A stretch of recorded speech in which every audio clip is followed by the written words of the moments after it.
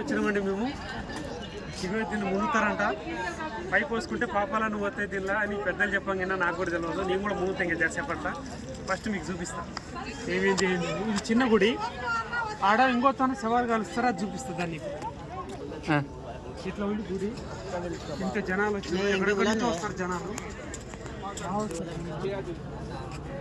ఇదో ఇది గుడి, ఇక్కడ అంతా పైల పోసుకునే దీన్ని పైల సెట్టింగ్. ఆడిపోతే సవాలు కాల్చుకుంటాడా అది నేను కూడా చూసుకుంటాను.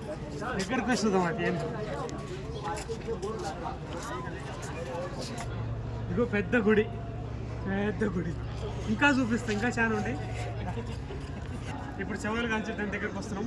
సవాలు కాల్చడం అంటే మామూలు ఉండు, పొద్దుగాలు కదా ఎక్కువ సవాళ్ళు తక్కువ ఉంటాయి. ఇప్పుడు పెద్ద మనిషి పూజ చేస్తూ ఉంటాడు, జపం చేస్తూ ఉంటాడు. సవాలు కాల్చేది చూద్దాము. నాకు కూడా చాలా భయం అవుతుంది. సవాలు కాల్చామంటే మాటలు కాదు, దగ్గరికి చూడడం అంటే ఇంకా హైలైట్. అది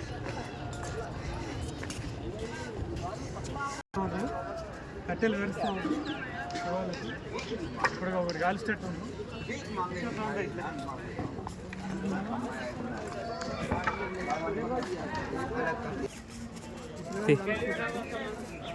బట్ట వేసిండ్రు, మనం బట్ట తీయలే, మనకు అంత సీన్ లేదు. చూస్తాం దూరం భయంకరం ఇలాగైతే చేస్తుండ్రు. వీడియో తీద్దామంటే భయం అవుతుంది. ఈ వీడియో మంకాన్ని కాలుస్తూ ఉండరు, కట్టెలు పెడతా ఉండరు. ఇదంతా కాల్చిదే, భయంకరం అబ్బా. ఇక్కడ కాలుస్తే మరి పాపాన్ని పుణ్యస్థిత్రానికి ముడతారేమో మరి. మంకాన్ని అయితే పెడతా ఉండరు, ఇక్కడ అరుస్తూ ఉన్నాడు. ఇట్లా చూడయ్యా కాల్చేది. ఇంకా చూడవలసినవి చాలా ఉంటాయి.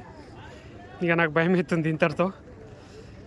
శవాలను కాల్చామంటే మామూలు మాటలు కాదు, అది దగ్గర నుంచి చూడడం ఇంకా హైలైట్. అది ఇట్లా ఉంది పరిస్థితి, చాలా ఘోరం అబ్బా.